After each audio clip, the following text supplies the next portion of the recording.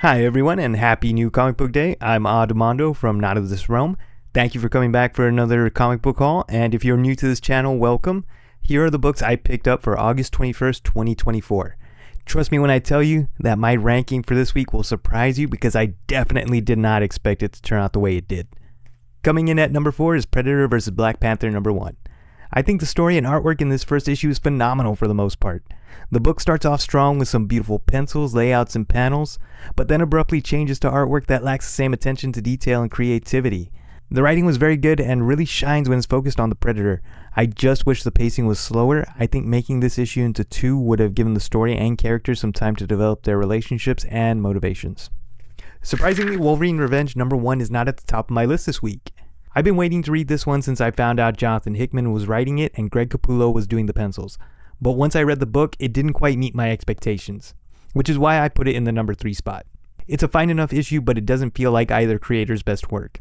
Compared to Hickman's other writing, the plot is pretty thin in my opinion. It moves too quickly and tells the audience why these characters are motivated to go on this mission rather than showing us. I'm a huge fan of Capullo, but he feels underutilized in this book. Like I said, it's because there's a lot of telling and not a lot of showing. It was frustrating to have potentially epic fight scenes limited to a few panels of action.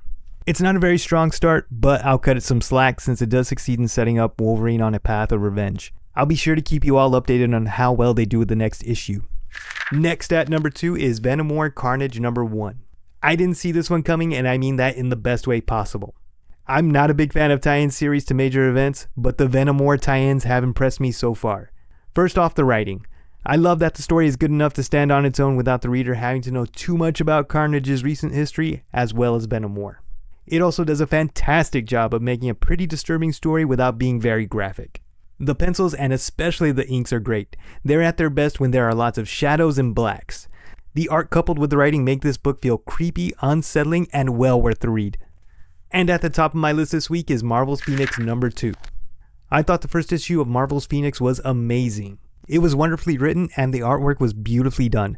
Issue number 2 is no different. The plot takes a small step forward, but the character interactions, banter, and exceptional artwork make it worthwhile. It manages to be introspective and dramatic as well as fun and entertaining while looking dang good.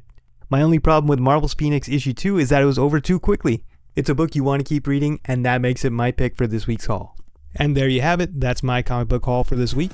Did you agree or disagree with my list? Let me know in the comments below. Also be sure to let me know what books you picked up this week. Please hit the like button if you enjoyed the video.